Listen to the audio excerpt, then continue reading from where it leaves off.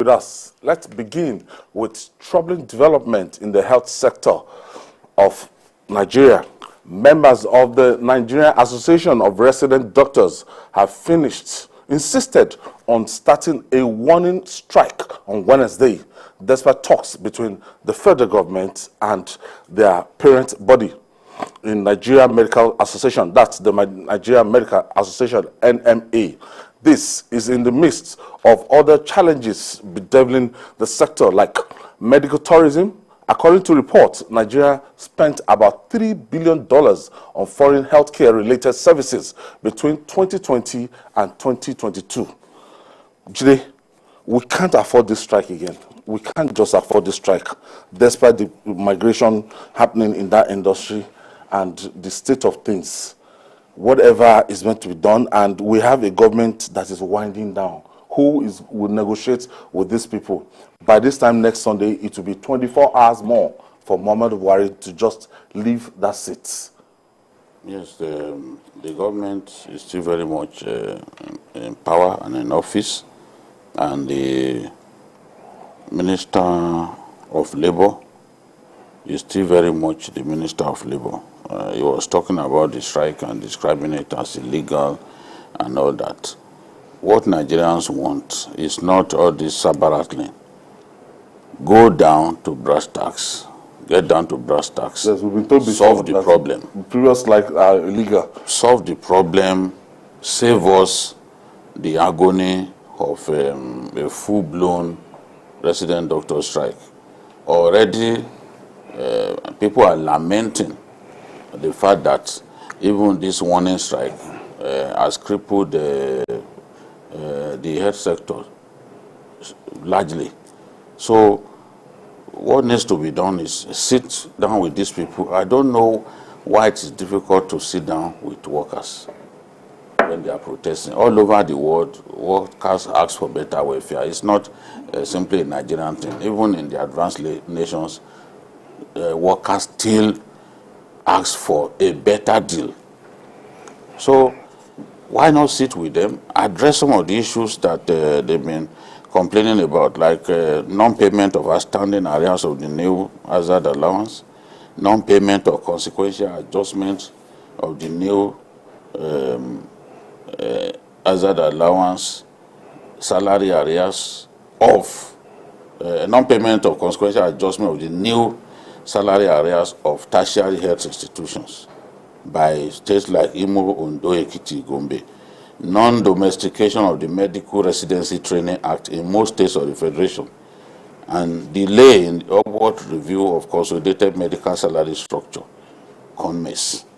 So what these guys are asking for is well known. So it boils down to their welfare, which is within their rights.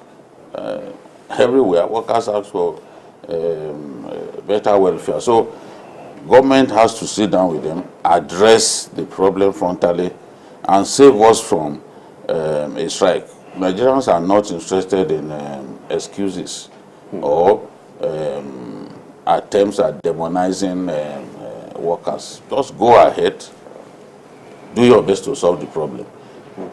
Yes, the government will leave in just 8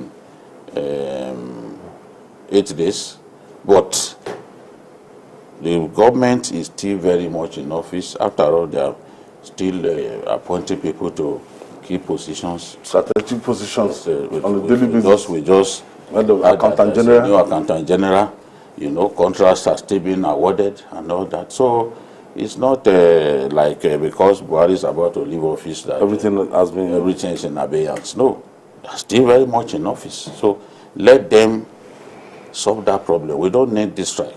No, when you look at this sector, it's a very sensitive sector. It's not a sector that, anytime they go on strike, if you want to count the costs, you can't even count it in money. The number of lives. Yeah, I agree that it's a very important sector. And I agree that just like we treat the educational sector, we don't give the kind of attention, or government do not give the kind of attention that they should give to the health sector.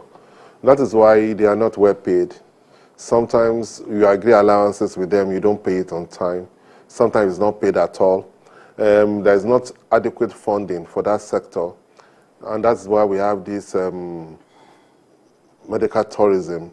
Most, even our leaders, everybody travel abroad to solve medical problems.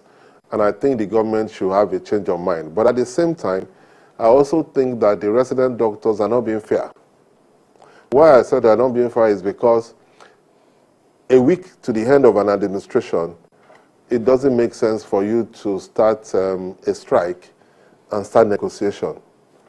I would prefer a situation where they will wait for the new government to discuss with the new government, and then the new government will be in a better position. And add more to the problem. No. No, it is part of the problem that the new government have to inherit. Because my problem now is that because it is 1 week, I don't see what this government can achieve in 1 week.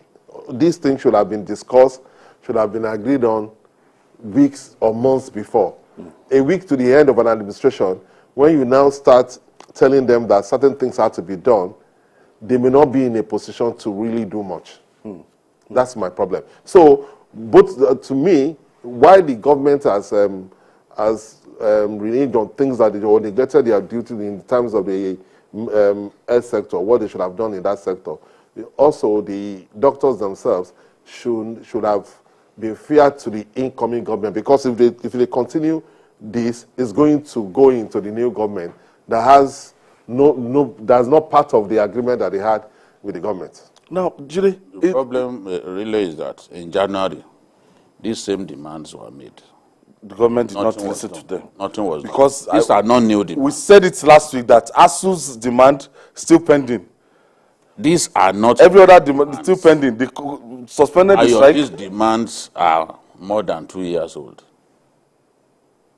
These are not new demands. So why you would not address the demands and prefer to let another government inherit it is what I don't understand. Because in January, they threatened to go on strike. Of course, it didn't happen. That was back in January. So what was done between January and now? Because I was going through my old notes, and the date was January. So these demands are there. There are states that are setting up state universities with teaching hospitals, and they are owing doctors' salary for months. And the rest of them are saying, look, this is not the kind of sector where you can afford to owe doctors up to 5 months' salary. This is nonsense. It's irresponsible. This is nonsense. Yes, it's irresponsible. Yes. If you cannot fund your state universities properly, why set them up?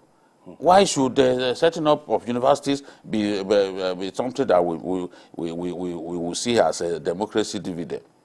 At the end of the day, you can't fund them properly. And you are owing doctors. They mentioned states, including Abia, where their colleagues are being owed months. A person who is being owed several months' salary, you are putting another person's life in his hands. Honestly. Do you know what? Can never be motivated. So these are not new issues. But I think part of the problem also has to do, with all respect to him, to the Minister of Labor and Employment. He has this style of not wanting to solve a problem. He likes to kick the can down the line.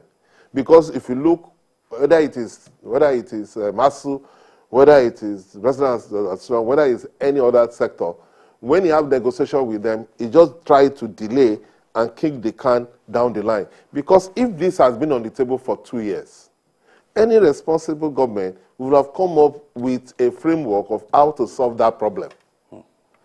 Allowing the incoming government to inherit all these problems is irresponsible. And in my view, as it went down, we need to not just take care of the welfare of we can't stop doctors from living. Even in Egypt, at all, they are living. But in the third world nations, doctors are living. But we should reduce the rate at which people are going abroad for Medicare. And that will happen if we equip our health facilities. What we have here. But we even find it difficult to pay salaries of health workers. Where are we going to find money to equip those hospitals substantially. The wife of the president was saying that there's no need for people to travel again after they have spent 21 billion on the State House. But how many people can access it? How many people can access it? It's only the VIPs working with the president that can use it. Because she also said that she advised that they should demarcate it because there are hundreds of people who are using the State House Hospital. So they now have a VIP wing, which they have spent so much money on. So we just have to do our best, make the sector better, instead of leaving it in shambles. All right. As Africa's largest economy,